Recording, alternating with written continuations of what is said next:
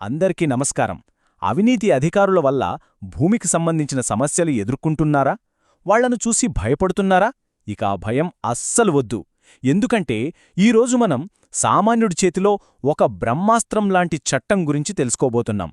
దానిపేరే section 20. దీని గురించి పూర్తి వివరాల్లోకి వెళ్దాం రండి. ఈ టాపిక్ని అర్థం చేసుకోవడానికి రామయ్య అనే రైతు కథతో మొదలు పెడదాం. తన భూమిని ఒక అధికారి అన్యాయంగా వేరే వాళ్ల పేరుమీద మార్చేశాడు. ఇదేంటని అడిగితే ఆ అధికారి చాలా పొగరుగా అన్న మాటలే ఇవి. ఈ మాటలు వింటే ఎవరికైనా ఏం చేయాలో పాలుపోని పరిస్థితి. కాని ఇలాంటి పరిస్థితిని మార్చేసే ఒక ఆయుధం ఇప్పుడు మన చేతిలో ఉంది.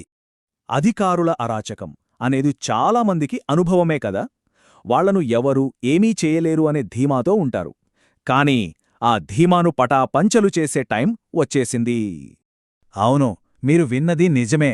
కొత్తగా ప్రతిపాదించిన భూభారతి చట్టంలో అవినీతి అధికారుల కోసం ఒక బాంబులాంటి సెక్షన్ పెట్టారు. అదే సెక్షన్ 20. ఇది కేవలం ఏదో చట్టంలో ఒక క్లాజ్ కాదు. ఇది సామాన్యుడి చేతిలో అధికారాన్ని పెట్టే ఒక సూపర్ పవర్ లాంటిది. సరే, ఇక ఈ సెక్షన్ 20 లోతులోకి వెళ్ళి చూద్దాం. ఇది నిజాయితీగా ఉన్న ప్రతి ఒక్కరికి ఒక రక్షణ కవచం లాంటిది. మరి ఆ కవచం మనన్నెలా కాపాడుతుందో ఇప్పుడు చూద్దాం. సింపుల్గా సెక్షన్ 20 ఏం చెబుతుందంటే, ఏ అధికారి అయినా సరే కావాలని భూమి రికార్డులను మార్చినా లేదా తప్పుడు ఆర్డర్లు ఇచ్చినా వాళ్లను వెంటనే ఉద్యోగం నుంచి తీసేయాలి. అంతేకాదు, వాళ్లపై క్రిమినల్ కేసు కూడా పెట్టాలి. ఎంత క్లియర్గా ఉందో కదూ. అసలు ఈ సెక్షన్కి ఇంత పవర్ ఎలా వచ్చిందంటే, దీని వెనుక 3 ముఖ్యమైన కారణాలున్నాయి.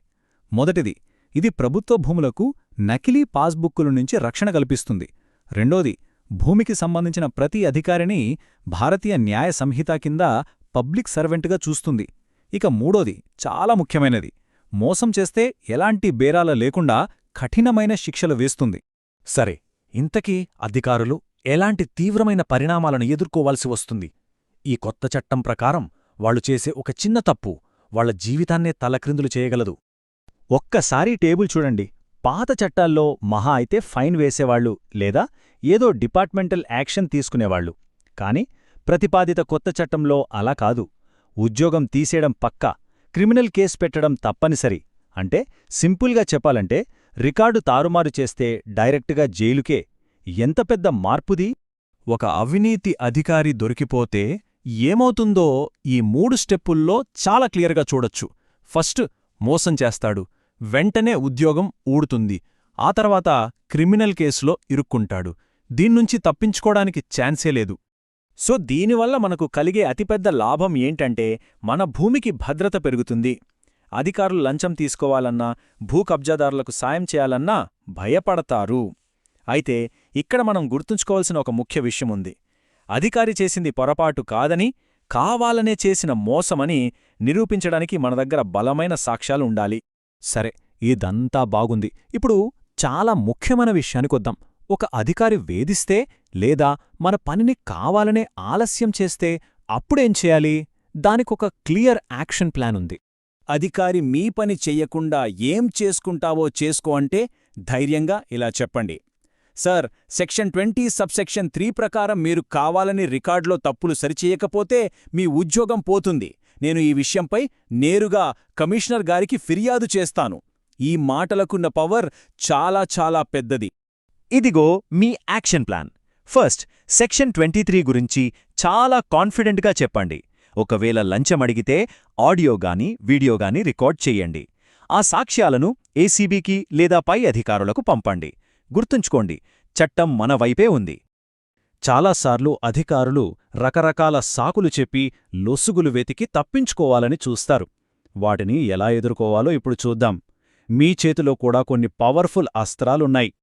ఓకే, అందరికీ వచ్చే ఒక కామన్ క్వశ్చన్: ఇంత చేసినా అధికారులు తాము చేసిన మోసాల నుంచి ఎలా తప్పించుకోవడానికి ప్రయత్నిస్తారు? దీనికి జవాబు బహుశా మనలో చాలామందికి తెలిసే ఉంటుంది. వాళ్లు వాడే అత్యంత కామన్ పదమిదే: అయ్యో, అది టెక్నికల్ ఎర్రర్ అండి. ఈ ఒక్క మాటతో తమ బాధ్యత నుంచి తప్పుకోవాలని చాలామంది అధికారులు చూస్తారు. కాని దానిక్కూడా ఒక విరుగుడుంది. ఆ విరుగుడే మనందరి చేతిలో ఉన్న ఆయుధం, సమాచార హక్కు చట్టం, అంటే ఆర్టీఐ. ఈ టెక్నికల్ ఎర్రర్ అనే సాకును బద్దలు కొట్టడానికి ఇదొక బ్రహ్మాస్త్రం లాంటిది. ఆర్టీఐలో సూటిగా ఈ 3 ప్రశ్నలు అడగండి. 1. ఈ రికార్డు మార్చడానికి ఎవరు అప్లికేషన్ ఇచ్చారు, ఏ డాక్యుమెంట్లు పెట్టారు, దీనివల్ల అసలు ఆధారం ఉందో లేదో బయటపడుతుంది. 2. మాకు నోటీస్ ఇవ్వకుండా ఏ రూల్ ప్రకారం రికార్డు మార్చారు, అప్పుడు వాళ్ళు ప్రాసెస్ ఫాలో అయ్యారో లేదో తెలిసిపోతుంది. 3. ఈ తప్పు చేసిన అధికారిపై సెక్షన్ 23 కింద ఏం చర్య తీసుకున్నారు? ఈ ప్రశ్నలకు వాళ్లు సమాధానం చెప్పలేకపోతే అది మోసమని ఈజీగా తేలిపోతుంది. కేవలం సెక్షన్ 20 మాత్రమే కాదు, మనకు అండగా ఇంకా కొన్ని చట్టాలున్నాయి. కొత్తగా వచ్చిన భారతీయ న్యాయ సంహిత అంటే బిఎన్ఎస్ ప్రకారం ప్రభుత్వ రికార్డులను ఫోర్జరీ చేయడం చాలా పెద్ద నేరం.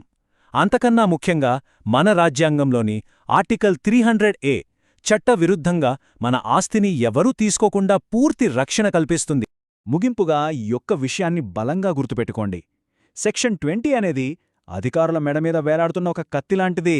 మనం నిజాయితీగా ఉండి చట్టం గురించి మనకు తెలిస్తే ఏ అధికారి కూడా మనల్ని మోసం చేయడానికి ధైర్యం చేయలేడు.